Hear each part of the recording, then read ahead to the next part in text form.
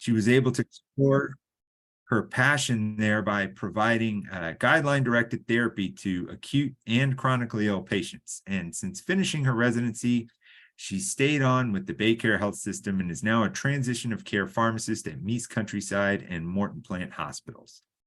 In her transition of care pharmacist role, she's able to provide recommendations to providers for a safe discharge home. She also is able to follow up with patients and counsel them on new medications and ensure they are receiving the care they deserve. Since earning her PharmD at the University of South Florida in Tampa, Caitlin has stayed in the Tampa Bay area, and she's excited to provide care to her patients for many years to come. And with that, I give you guys Dr. Caitlin Critchley to tell us all about vaccines. If you have any questions, please go ahead and post them. We will address the questions at the end of the presentation. If you would put them in the Q&A, that would be great. Thank you very much. And with that, Dr. Critchley. All right, good afternoon, everyone. Thank you so much for having me. I'm excited today to be presenting. Today, we'll be able to go into the 2023 CDC adult vaccination schedule as a part of our Immunization Awareness Month here in August. So the objectives of this presentation are going to be to establish the criteria utilized to develop the current adult immunization schedule, distinguish recommended administration and storage techniques of each vaccination, discuss the current indications for each vaccine per the CDC recommendations, and identify the precautions and contraindications that exist behind each vaccination. So to start, we'll do a little bit of an overview of the current recommendations. So some factors that we take into account when deciding if a patient is appropriate to receive a vaccine are really two main things. So we're going to look at their age, first of all, and then any type of medical condition they might have that predisposes them to certain disease states or might be a danger to administer certain vaccines in these cases. So some of these include being pregnant, immunocompromised, HIV positive with a certain CD4 percentage or count, asplenia, end-stage renal disease, heart and lung disease or alcoholism, chronic liver disease, diabetes, healthcare personnel, as well as men who have sex with men. Some contraindications and precautions. So when a contraindication is present, a vaccine should not be administered to these patients. However, when we have a precaution present, a vaccine can be deferred, but really we can decide best if it's indicated by looking at the benefits versus risk for the individual patient. So this will take a lot of clinical decision-making into account. So now starting with the adult vaccination schedule. So we're going to go over each disease state individually and each of those vaccinations with all of the information that I discussed before. So we're going to start with everyone's favorite, the flu vaccine or influenza. So really we have three main versions of the flu vaccine that the CDC outlines. So we have the inactivated version, the live attenuated version, and the recombinant version. So starting with our inactivated version, the brand name is going to be Afluria or Fluzone. This will be given intramuscularly, preferably in the deltoid muscle, and will be stored between 2 to 8 degrees Celsius. For our live attenuated vaccine, this is called FluMist. So this is the intranasal vaccine. It's going to be given between both of the nostrils and stored between 2 to 8 degrees Celsius. And finally, we have our recombinant vaccine or Flublok. So this is intramuscular, and we prefer, again, to administer it in the deltoid muscle. And we'll be storing it between 2 to 8 degrees Celsius. So the routine recommendations per the CDC for anyone aged 19 years of age or older, 1 dose of any influenza vaccine appropriate for their age or health status is recommended to be given annually. The live attenuated vaccine is going to be only recommended for patients aged 19 to 49 years of age. And the inactivated or the recombinant vaccine can be recommended at any age for a patient for safe administration. For some special situations, we'll see some of these that are going to carry out throughout some of our other vaccines as well. So if our patients have a history of Guillain-Barré syndrome within 6 weeks after any previous dose of an influenza vaccine, they generally should not be vaccinated. But again, we do want to outweigh the benefits and risks to see what is most appropriate. And for patients who have an egg allergy with any reaction, I know this is a very common question. If someone had an egg allergy at any point, they want to know exactly if they can get this flu vaccine. So we can consider administration of any of the appropriate vaccinations as long as it's in a setting with immediate medical supervision. So this will generally be in a physician's office. If appropriate, we do not recommend giving this in a retail pharmacy, as there is always a chance of severe reaction that can occur, but they can receive any of the vaccines. For our egg-based inactivated injectable, our contraindications will be a severe allergic reaction, such as anaphylaxis, after a previous dose of any influenza vaccine, or a severe allergic reaction to any vaccine component, excluding egg. The precautions, again, will be Guillain-Barré syndrome within 6 weeks of a previous dose of influenza vaccine. Patients who have an egg allergy with symptoms that are other than hives, so this will be things such as angioedema or respiratory distress, or if they've ever required epinephrine or another emergency medical intervention following a vaccination. Any influenza vaccine is appropriate for their age and health status, can be administered. However, if we're using that egg-based version, we want to make sure it's being administered in a medical setting under the supervision of a healthcare provider, as mentioned previously, and they can always consult an allergist. And another precaution would be moderate or severe acute illness with or without fever. I know a common question is if someone has a head cold, should they or should they not get the influenza vaccine? It is safe to do so, but sometimes if they're feeling better, it's okay to wait a few weeks. But either way, we want to take that into account when they come to us. For our cell culture-based inactivated injectable, or the Flucelvax quadrivalent vaccine, contraindication will only be a severe allergic reaction to the vaccine or to any component of the vaccine. Precautions will be the exact same as mentioned before, so Guillain-Barré syndrome, persons with a history of severe allergic reaction, or moderate or severe acute illness with or without fever. For our recombinant injectable, the Flublok quadrivalent, so the contraindications will be a severe allergic reaction to any of this vaccine or to any component of the vaccine, and we'll have the exact same precautions as listed before. So really all of the influenza vaccines have very similar precautions to take into account, looking if they've had Guillain-Barré syndrome, allergic reactions, or if they're acutely ill. Now when we get to our live attenuated vaccine, so this is the one that has a specific age range that can be administered, we have a lot more contraindications, and this is because it is a live vaccine, so we want to be safe with administration. So the contraindications will be severe allergic reaction after previous dose of any influenza vaccine, severe allergic reaction to any of the vaccine components, and then some of the more interesting and nuanced versions are going to be adults aged 50 years of age or older, those who have anatomic or functional asplenia, if they're immune compromised due to any cause, including but not limited to other medications such as immunosuppressants or HIV infection, if they have close contacts or caregivers of severely immunosuppressed persons who require a protected environment to ensure that they don't get sick, if they're pregnant, if they have a cochlear implant, if they have active communication between the cerebrospinal fluid and the oropharynx, nasopharynx, nose, ear, or any other cranial CSF leak, or if they've received the influenza antiviral medications within the previous 48 hours, or peramivir within the previous 5 days, or baloxavir within the previous 17 days. So it's always good to get an accurate medication history on these patients to ensure that they can safely proceed with the vaccine, especially if they've had a recent flu exposure.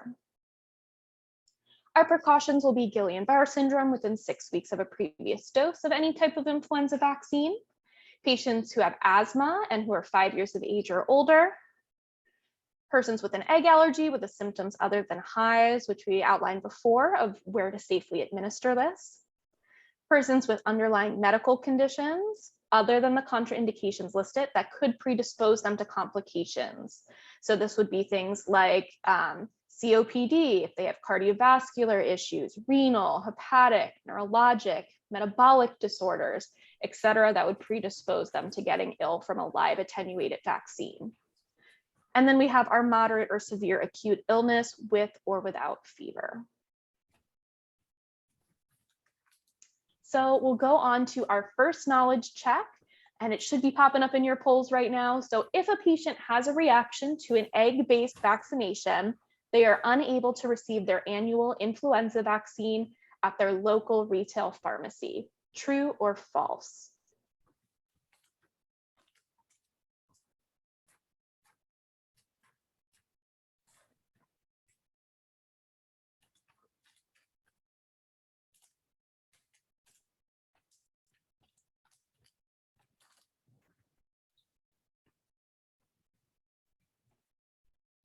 All right, so we have just about a 50-50 split. So this makes it a little bit more interesting.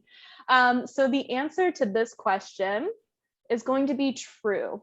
So while they are able to receive the annual influenza vaccine and it's recommended that they get their vaccine, it should not be administered in a retail pharmacy if they've previously had a severe reaction to an egg-based vaccination. In these cases, they should go to their physician's office, generally like a PCP if possible, or an allergist, depending on who they follow with, and receive the vaccine there under medical supervision to ensure someone can intervene should any reaction occur. All right, so that's it for our flu vaccine. So we're gonna move to our tetanus, diphtheria, and pertussis vaccine. So we have two main versions. We have just our tetanus and diphtheria toxoids, and then we also have one with the acellular pertussis component in it. So starting off with just the tetanus and diphtheria toxoids, it's going to be abbreviated as our TD vaccine. We can also see brand names of Tenavac or TDVax that come forward. It'll be administered intramuscularly, preferably in the deltoid, and stored between 2 to 8 degrees Celsius. And then for our vaccine with the pertussis component, this will be our common Tdap, which we always hear about. So our brand names will be Adacel and Boostrix. This again will be administered intramuscularly and stored between 2 to 8 degrees Celsius. So our routine recommendations per the CDC, if a patient did not receive Tdap at or after the age of 11 years old, they should receive 1 dose of Tdap, and then every 10 years thereafter, they'll be revaccinated with either TD or Tdap. So we want to make sure that every 10 years they are getting revaccinated. If they previously did not receive the primary vaccination series as a young child for tetanus, diphtheria, or pertussis, we will give them 1 dose of Tdap, followed by a dose of TD or Tdap at least 4 weeks later, and then another dose 6 to 12 months later to be that initial vaccination series. After they have that, we'll continue with that every 10-year monitoring. So we'll give it to them every 10 years, TD or Tdap. During pregnancy, 1 dose of Tdap is recommended during every single pregnancy a woman experiences, whether they're close in time or not. So this will be preferably given in the early part of gestational weeks 27 to 36 if able. However, if it needs to be given before or after based on a number of other factors, that's completely fine. It's better to be vaccinated than not. And for wound management, so if patients come in with clean and minor wounds, we will administer Tdap or TD if it's been more than 10 years. So we'll still follow that general recommendation of the 10-year time frame. However, if they're coming in with more severe wounds, we want to give it to them if it's been more than 5 years since their last dose, just to ensure that they are adequately protected. For patients who come in and have an unknown history of the vaccination, they're not able to provide it to you, or they haven't previously received a dose, we recommend giving Tdap so they have all of those components when possible. For our contraindications and precautions, so contraindication wise, if they've had a severe allergic reaction after a previous dose or to a vaccine component, and for patients with just getting the Tdap vaccine only, if they've experienced encephalopathy that was not attributed to any other identifiable cause within 7 days of a previous administration of DTP, DTaP, or Tdap, it will be contraindicated to administer this. Precaution-wise, if they have moderate or severe acute illness with or without fever, Guillain-Barré syndrome within 6 weeks of a previous dose, history of an arthus-type hypersensitivity reaction after a previous dose of a diphtheria or tetanus toxoid-containing vaccine. And then for Tdap only, similarly to that contraindication, if they have progressive or unstable neurologic disorders, uncontrolled seizures, or progressive encephalopathy, until a treatment regimen is established and stabilized, it's best to hold off on Tdap just to ensure their overall safety and administer it once they're in a more stable zone. All right, we now have measles, mumps, and rubella. So this is the MMR vaccine, also called MMR2. It's our first vaccine that's going to be administered subcutaneously. They prefer to administer it in the posterior tricep aspect of the upper arm. And this will also be a frozen vaccine. So it's stored between -50 to -8 degrees Celsius.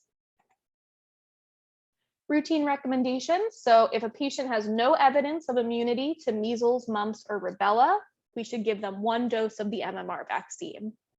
And what we classify as being evidence of immunity is going to be considered that the patient was born before 1957, that they have documentation that they've received the MMR vaccine during their life, or if they have laboratory evidence of immunity or disease.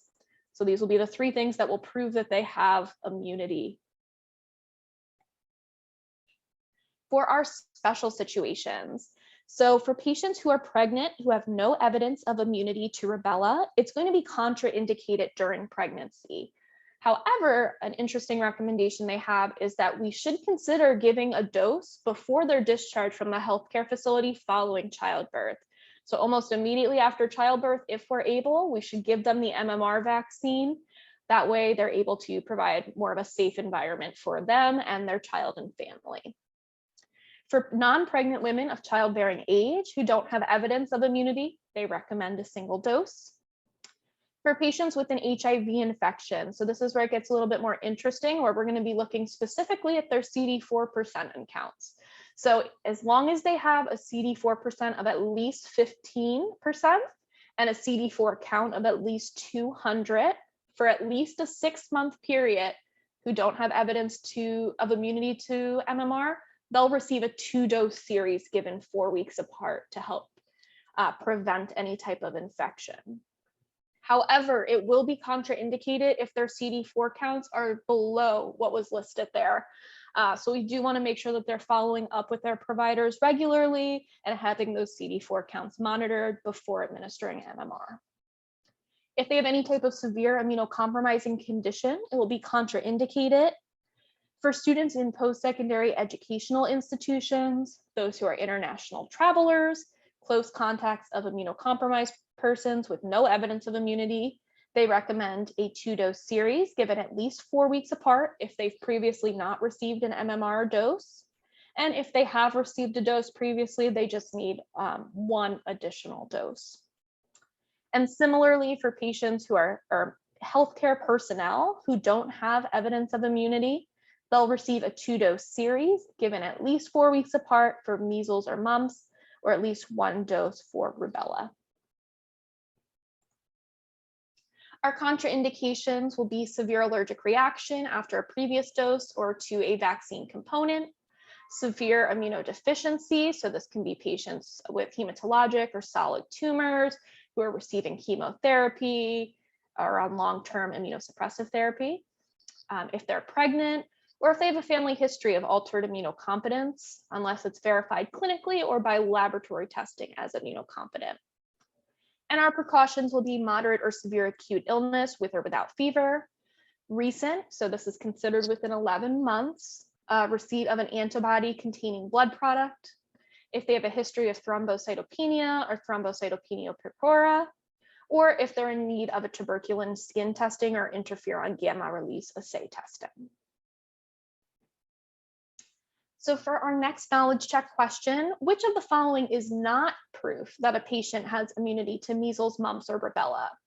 That they were born before 1957, that they provide you verbal affirmation of a previous MMR history, that they have documentation of receipt of an MMR vaccine, or that they have laboratory evidence of immunity or disease.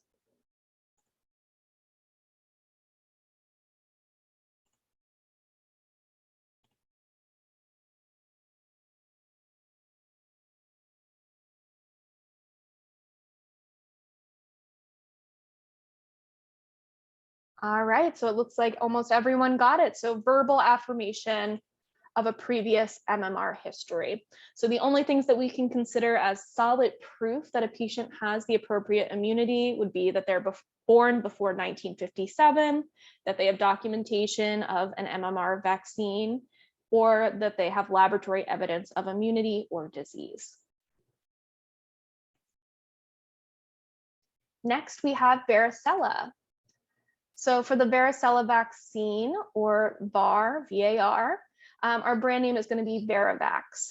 So this will be administered subcutaneously, and it'll be stored, the lyophilized vaccine will be frozen between -50 to -15 degrees, and then the diluent for the vaccine can be stored either at room temperature or can be refrigerated. So the routine recommendations, if they have no evidence of immunity to varicella, they should receive a 2-dose series given 4 to 8 weeks apart if they previously did not receive a varicella-containing vaccine. So this can be VAR or MMRV, which is the MMR vaccine with the varicella component. And if previously received 1 dose of a varicella-containing vaccine, they'll get at least 1 more dose at least 4 weeks after the first dose. So essentially, in total, they should be receiving 2 vaccines at least 4 weeks apart from each other. For our special situations, so in our patients who are pregnant with no evidence of immunity to varicella, it'll be contraindicated during pregnancy, similarly to our other vaccines.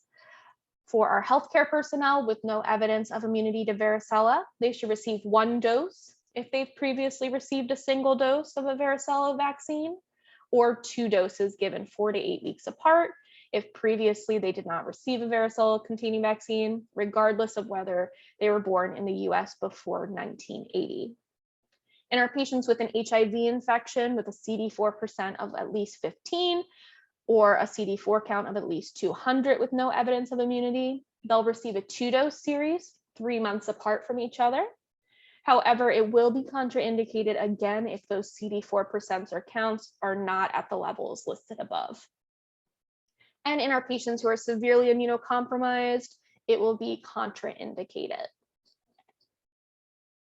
So our contraindications will be severe allergic reaction after a previous dose or to a vaccine component, severe immunodeficiency, pregnancy, or again, a family history of altered immunocompetence, similar to the MMR vaccine. Our precautions will be, again, moderate or severe acute illness with or without fever, recent within 11 months receipt of antibody-containing blood products. If they receive specific antiviral drugs, so they specifically list out in the guidelines acyclovir, famciclovir, and valacyclovir, 24 hours before vaccination. If possible, we want to try and avoid these products also 14 days after vaccination when appropriate. And also we want to have precautions when using aspirin or aspirin-containing products. So for evidence of immunity of varicella, so if they have documentation of age-appropriate varicella vaccine, so typically we'll have for our preschool age children, age 12 months through 3 years, they'll receive 1 dose. And then as school age children, adolescents, and adults, they'll receive 2 doses.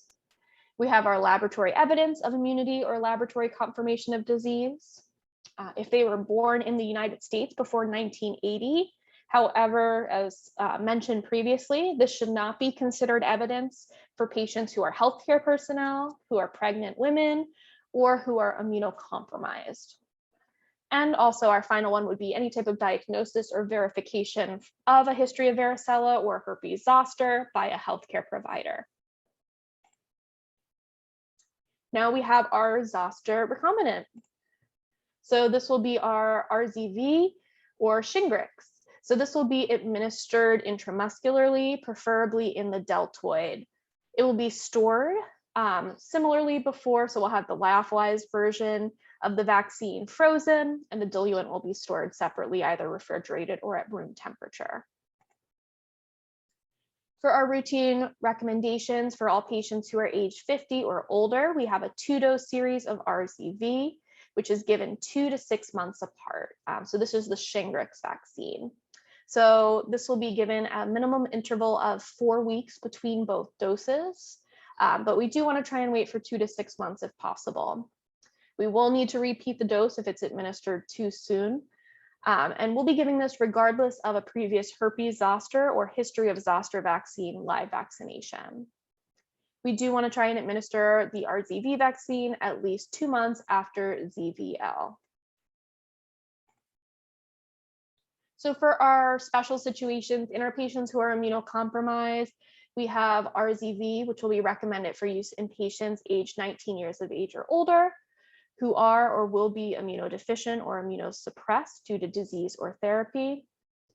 And for patients who are pregnant, there's currently no advisory committee on immunization practices recommendations for use in pregnancy. So at this moment, they do recommend trying to consider delaying it until after pregnancy, until we have further studies or information showing that it would be safe to administer. So at this time, try and wait until after pregnancy. For our contraindications, so this will be a severe allergic reaction after a previous dose or to a vaccine component. And our precautions will be moderate or severe acute illness with or without fever or a current herpes zoster infection. We next have human papillomavirus, which is HPV. So the brand name for this is our Gardasil 9, which will be given intramuscularly, preferably in the deltoid or the higher anterolateral area of the thigh, and it will be stored between 2 to 8 degrees Celsius. So for the routine recommendations for the HPV vaccine, it is recommended for all patients through age 26 years of age. So in general, it will be a 2 to 3 dose series. However, this is going to be dependent on the patient's initial age at the initial vaccination. So if patients are age 15 or older when they're initially getting vaccinated with the HPV vaccine, it will be a 3-dose series. So they generally recommend giving it at 0, 1 to 2, and then 6 months for that 3 doses. They do provide minimum recommendations for the intervals between doses if they need to be slightly off of that schedule. So we need to wait at least 4 weeks between dose 1 to 2, at least 12 weeks between dose 2 to 3, and from dose 1 to dose 3 total, we need to wait at least a total of 5 months. So it's a little bit confusing, but if we're able to keep it to the general schedule, it'll be easiest to follow along. And if for some reason they get the vaccine a little bit earlier in the schedule, we do need to repeat that dose, unfortunately, if it's administered too soon. Next, for our patients who are aged 9 to 14 years at initial vaccination, if they've received 1 dose or 2 doses less than 5 months apart, they will need at least 1 additional dose. However, if they receive those 2 doses at least 5 months apart as recommended, they will not need any additional doses and will just need that 2-dose series. So for our special situations, so now they recommend that adults aged 27 to 45 years of age can also receive the HPV vaccine. So this will be a 2 to 3 dose series based on those previous provisions as outlined. So it'll most likely be a 3-dose series. For our immunocompromising conditions, including HIV, patients will receive a 3-dose series, even for those who have initiated the vaccine at age 9 to 14 years of age, to ensure they're appropriately covered. And for pregnancy, HPV vaccination is not recommended until after pregnancy. However, there is no intervention that needs to be started if they were inadvertently given the vaccine while pregnant. They'll be fine, but preferably if we're able to wait, it will be the safest for both mother and baby. For our contraindications, if they have a severe allergic reaction after a previous dose or to a vaccine component, and precautions will be any moderate or severe acute illness with or without fever. This is everyone's favorite vaccine, the pneumococcal vaccine, which a lot of questions get asked about. So we have 3 main versions of the pneumococcal vaccine. So we have our 15-valent, our 20-valent, and our 23-valent. So starting off with the 15-valent, it is our PCV15, also known as Vaxneuvance, given intramuscularly and stored between 2 to 8 degrees Celsius. For our 20-valent, this is our PCV20, also known as Prevnar 20, given intramuscularly, stored again between 2 to 8 degrees Celsius. And finally, we have our pneumococcal 23-valent conjugate vaccine, which is our PPSV23 or Pneumovax. This will be given intramuscularly or also can be given subcutaneously and stored between 2 to 8 degrees Celsius. So for our routine administration in patients who are age 65 or older, they should receive either 1 dose of PCV15 or 1 dose of PCV20. If they receive the PCV15 vaccine, this should be followed by a dose of the 23-valent vaccine or PPSV23 at least 1 year after administration. There is a minimum interval of 8 weeks between when PCV15 and PPSV23 can be considered. And this will be for patients with an immunocompromising condition, a cochlear implant, or a CSF fluid leak. For our special situations, for patients aged 19 to 64 with underlying medical conditions, they also can receive 1 dose of PCV15 or 1 dose of PCV20. They'll follow the exact same recommendations as before. So if they receive that 15-valent, a year later, they should receive 1 dose of the 23-valent vaccine to be fully vaccinated. And again, we'll have a minimum interval of 8 weeks between the 15 and 23-valent if they have those disease states listed below.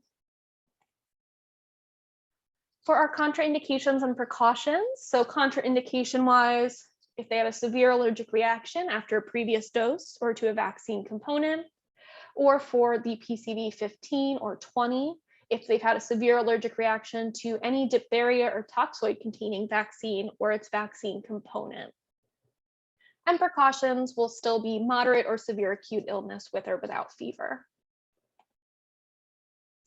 All right, for our next knowledge check, we have if a patient aged 65 years or older receives a dose of PCV15, which vaccine should they receive 1 dose of 1 year later? Should they receive PCV15, PCV20, PPSV23, or PPSV30?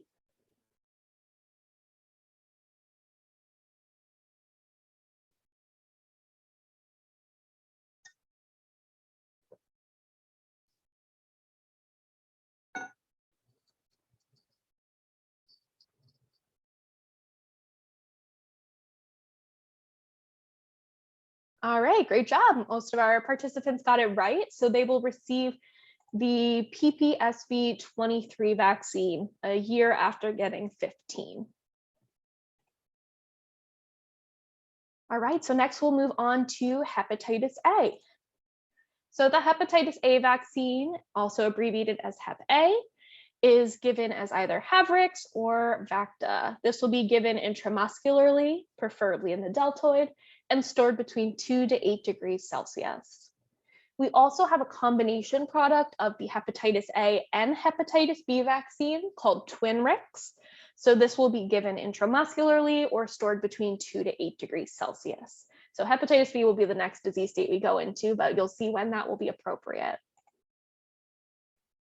So for routine recommendation, if patients are not at risk but want protection from hepatitis A, they can receive either a 2-dose series of hepatitis A. So the Havrix vaccine will be 6 to 12 months apart, and the Vacta vaccine will be 6 to 18 months apart. Or if they choose to get immunized against both hepatitis A and B and use the Twinrix vaccine, that will be a 3-dose series. So it'll be given at 0, 1, and 6 months. And again, they have minimum intervals they recommend. So between dose 1 and 2, we want to make sure we're waiting at least 4 weeks. And between dose 2 and 3, we want to wait at least 5 months. So for special situations, if patients are at risk for hepatitis A virus infection, we recommend either a 2-dose series of Hep A or 3-dose series of our Twinrix.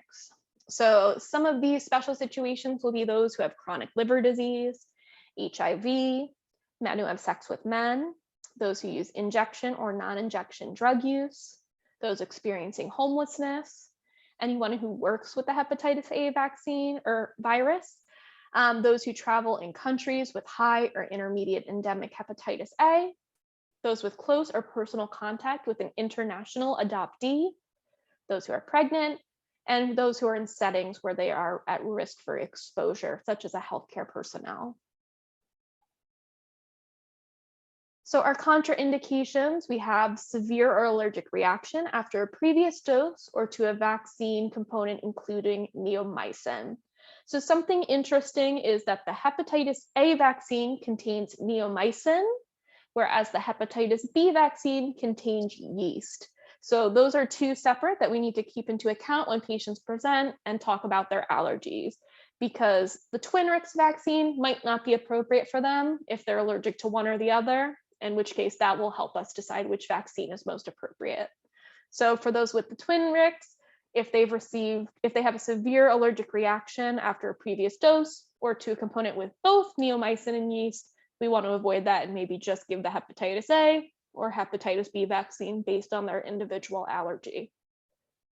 And precautions, anyone with moderate or severe acute illness.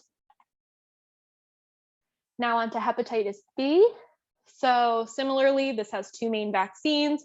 We have our Twinrix, which we already discussed, and then the individual hepatitis B vaccine.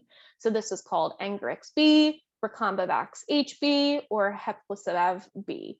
So this will be administered intramuscularly, preferably. However, we can consider giving a subcutaneous administration, but this should only be in patients who are at risk of hemorrhage following an intramuscular injection. And this will be stored in the fridge at 2 to 8 degrees Celsius. For routine recommendations, those who are aged 19 to 59 years complete a 2, 3, or 4 dose series. So a 2-dose series is recommended only when 2 doses of the Heplisav B vaccine are used at least 4 weeks apart. When we're looking at our Engerix B or our Recombavax HB, this will be a 3-dose series and will follow that 0, 1, and 6-month interval. So we have minimum intervals from dose 1 to 2 of 4 weeks, from dose 2 to 3 of 8 weeks, and ultimately between dose 1 to 3, there needs to be at least 16 weeks between our entire series. For those receiving the Twinrix vaccine, that will be a 3-dose series as outlined previously. So again, this will be given at 0, 1, and 6 months with a minimum of 4 weeks between dose 1 and 2 and 5 months between dose 2 and 3. For those who are getting a 4-dose series of Twinrix, this is going to be our accelerated schedule. So if patients are not able to wait that 6-month period, they can get it at 0, 7, 21 to 30 days, and then have a booster 12 months after their initial vaccination. We also have a 4-dose series of Engerix B at 0, 1, and 6 months for patients on adult hemodialysis, and each dose will be doubled when administered. For our special situations for those age 60 or older and who are at risk for hepatitis B, with one of the following, we can give a 2-dose or 3-dose series as previously outlined based on the specific vaccine we have available. So this will be chronic liver disease, HIV, sexual exposure risk, current or recent injection drug use, percutaneous or mucosal risk for exposure to blood, incarcerated persons, or those who travel to countries with high or intermediate endemic hepatitis B. It's also important to note that anyone 60 years of age or older can receive the vaccination, even if they do not meet those specific risk factors. So if a patient wants the vaccine, it is safe to administer.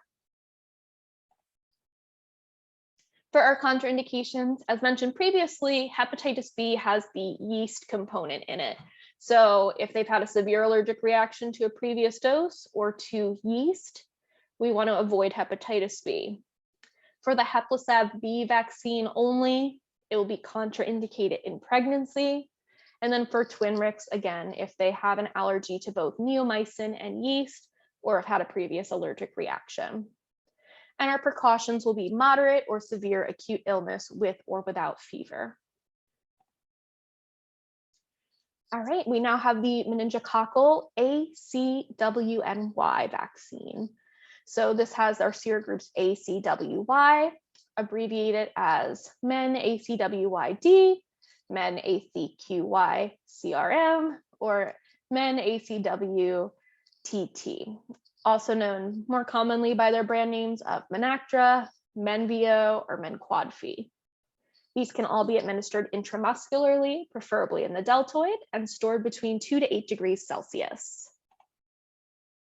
Recommendations: if a patient has anatomical or functional asplenia, HIV infection, persistent complement component deficiency, or complement inhibitor usage, we recommend a 2-dose series of men ACWYD given at least 8 weeks apart, and they should be revaccinated every 5 years if the risk remains. For those who travel to countries with hyperendemic or epidemic meningococcal disease, or for microbiologists who are routinely exposed to Neisseria meningitidis, they should receive the 1 dose of men ACWY and revaccinate every 5 years as the risk remains. For those who are first-year college students who are going to be living in residential housing, if they've previously not been vaccinated at age 16, or if they're military recruits, they should receive 1 dose of men ACQY. Contraindications will be a severe allergic reaction after a previous dose or to a vaccine component.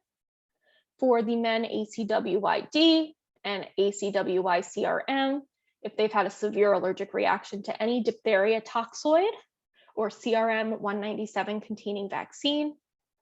For our men ACWY-TT only, if they've had a severe allergic reaction to a tetanus toxoid containing vaccine. And our precautions will be moderate or severe acute illness with or without fever. The other type of meningococcal vaccine is our meningococcal B. So this will be for our serogroup B, also known as Bexsero or Trumanba. So this will be given intramuscularly and stored between 2 to 8 degrees Celsius. So the meningococcal B vaccine can be administered simultaneously with the ACWY vaccines if it's indicated based on their risk factors or routine administration. But if it's feasible, we do recommend at least giving them at different anatomical sites. So maybe 1 in the left arm, 1 in the right arm, etc. Recommendations: so if they have anatomical or functional asplenia, persistent complement component deficiency, complement inhibitor usage, or a microbiologist exposed to Neisseria meningitis, we recommend a 2-dose primary series of men B 4C given at least 1 month apart, or a 3-dose primary series of men B FHBP at 0, 1 to 2, and 6 months. However, if dose 2 was administered at least 6 months after dose 1, we don't need to give dose 3. For 1 dose of men B booster, should be given 1 year after the primary series, and those should be revaccinated every 2 to 3 years if the risk remains. For those who are age 16 to 23 who are not at an increased risk for meningococcal disease, this is where we're going to take some of our shared clinical decision making, and we can recommend either a 2-dose men B 4C series given at least 1 month apart, or a 2-dose series of the men B FHBP at 0 to 6 months. Contraindications will be a severe allergic reaction after a previous dose or to a vaccine component, and our precautions will be pregnancy for the men B 4C vaccine if they've had a latex sensitivity, or if they've had a moderate or severe acute illness with or without fever. All right, for our last knowledge check we have is, can the meningococcal ACWY vaccine and a meningococcal B vaccine be administered on the same day? True or false?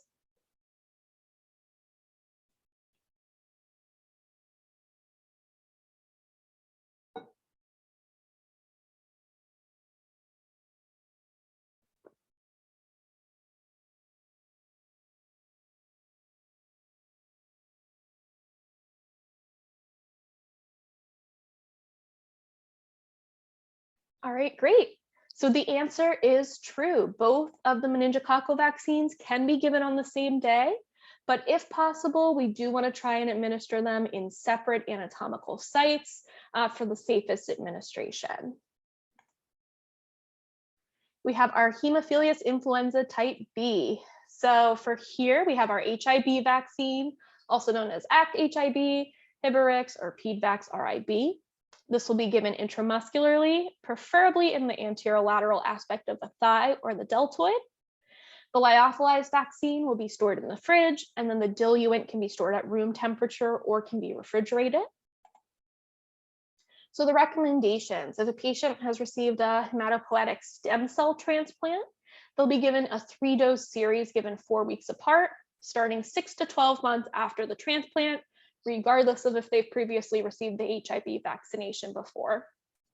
And if they have anatomical or functional asplenia, they should receive 1 dose if they previously did not receive HIB. And if the patient is receiving an elective splenectomy, 1 dose should be given at least 14 days before the procedure if you're able to plan that far in advance. Contraindications include severe allergic reaction after previous dose or to a vaccine component. For Hiberix, ACT-HIB, and PEDVAX-HIB, the history of severe allergic reaction to dry natural latex, and our precautions will be moderate or severe acute illness with or without fever. And finally, the newest update to the CDC immunization schedule is they finally have included the COVID-19 vaccine. And I know a lot of people are curious about how many doses they should be getting of each. So to start, the brand names, we have our Moderna and our Pfizer BioNTech vaccines. It should be given intramuscularly only, and the vaccine will be supplied as a frozen suspension that will need to be thawed before administration. So for patients aged 12 and older, if they are currently unvaccinated, they should receive 1 dose of either vaccine as long as it is the bivalent vaccine. If they've been vaccinated with 1 or more doses of the monovalent vaccine, they should receive an additional dose with the bivalent vaccine. And if those who have been vaccinated with 2 doses of the monovalent vaccine and 1 dose of bivalent, they are done. They have completed their vaccination. So essentially, for our general patients aged 12 and older, we want to make sure that they have at least 1 bivalent vaccine given, and then their vaccination series is complete. For those who are moderately to severely immunocompromised, we recommend 3 doses of either the Moderna or Pfizer bivalent vaccine. So the CDC actually provides a really nice graphic, which I included here to show exactly how this breaks down. So if they're unvaccinated and they're immunocompromised, they're going to get 3 doses of the bivalent vaccine, either Moderna or Pfizer. When we move to our vaccinated patients and we want to make sure that they've received the full series, really what it comes down to is they're going to need 3 doses total, and at least 1 of those doses needs to be the bivalent vaccine. So we can kind of see that here. We have, if they've gotten just 1 dose of the monovalent Moderna, they should receive 2 doses of the bivalent to equal 3. If they receive 2 doses of a monovalent, they should get 1 dose of the bivalent to equal 3. And then when we go to 3 doses of the monovalent, they still need to have at least that 1 bivalent. So we'll give 1 more dose with a bivalent vaccine to make sure they're completed. And that will continue on with the Pfizer vaccine in orange over here. So essentially, they need 3 doses total, and at least 1 of them should be the bivalent. If it's not, if they've gotten 3 doses of the monovalent, they need to get 1 more dose with a bivalent to ensure they are safely protected against COVID. For our contraindications, we have history of a severe allergic reaction or known allergy after a previous dose or to a component of the COVID-19 vaccine. For precautions, this will be history of anaphylaxis after any vaccine other than the COVID vaccine or after any type of injectable therapy. Those with a history of non-severe immediate allergic reaction after a dose of the COVID-19 vaccine, moderate or severe acute illness, history of MIS-C or MIS-A, or history of myocarditis or pericarditis after a dose of any COVID vaccine. And then kind of to finish up in summary for our immunization recommendations.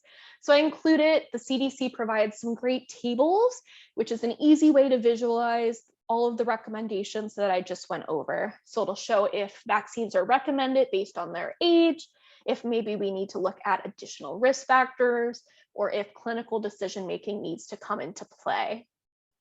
And similarly, they also have another great chart where we're looking at some of those special situations I listed. So patients who are pregnant, immunocompromised, have a splenia, etc. We can take a quick look and see if those vaccines are recommended, if they're contraindicated, etc., to ensure that we are making safe recommendations for our patients. So I hope this was a very helpful presentation. I know there was a lot of information to go over, a lot of letters for some of those vaccines and disease states, but hopefully it's a great overview that you can make safe recommendations for your patients moving forward. These are my references. If you have any questions, please feel free to put them in the chat. And thank you all for listening. I really appreciate it.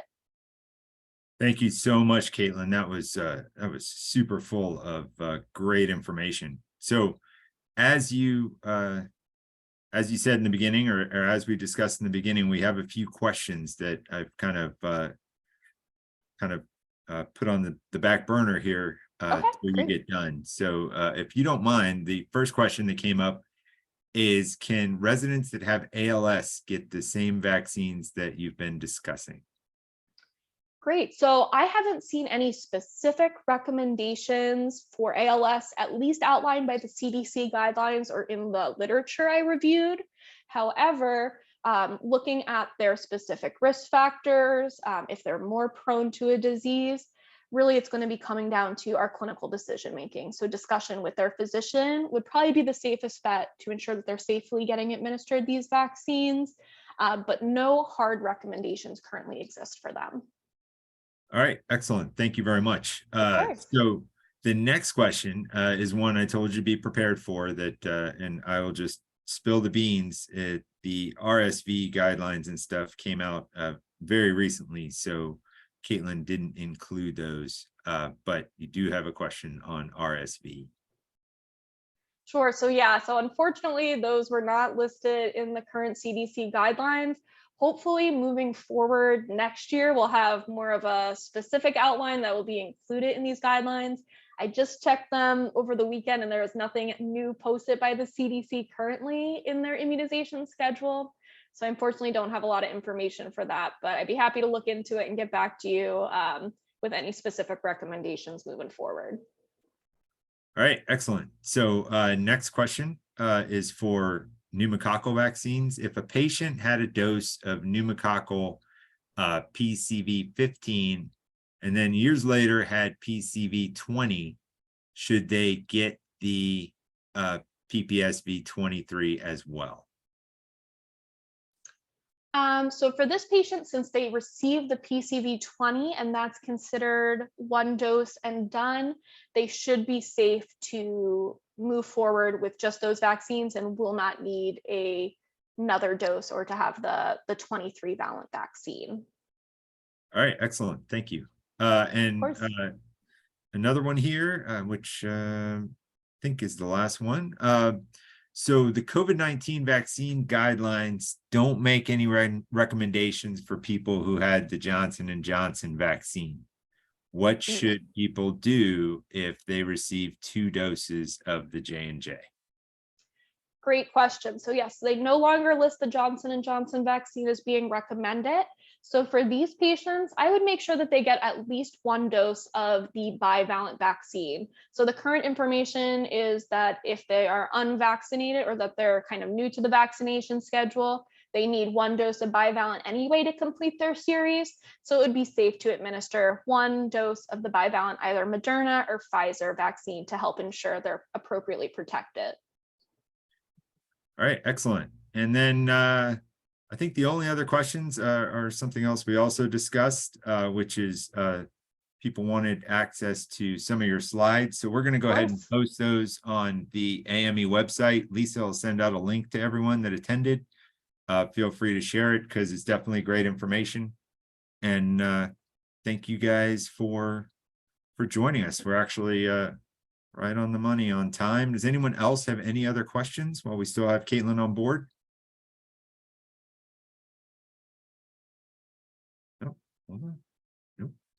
Well, you got a bunch of thank yous and a bunch of great jobs, and I think you did very good, very well as well. So thanks everyone for attending. We appreciate it, and we hope to see you next week for our next webinar Wednesday, as we again try to provide some extra continuing education as we head into pharmacist renewal here in Florida. Thank you all very much. Have a good afternoon. Bye. Great. Thank you all so much for having me. I really appreciate it. Hope this was informative. It was excellent. Thank you. Thanks, Caitlin. Great job. Thank you. Yeah.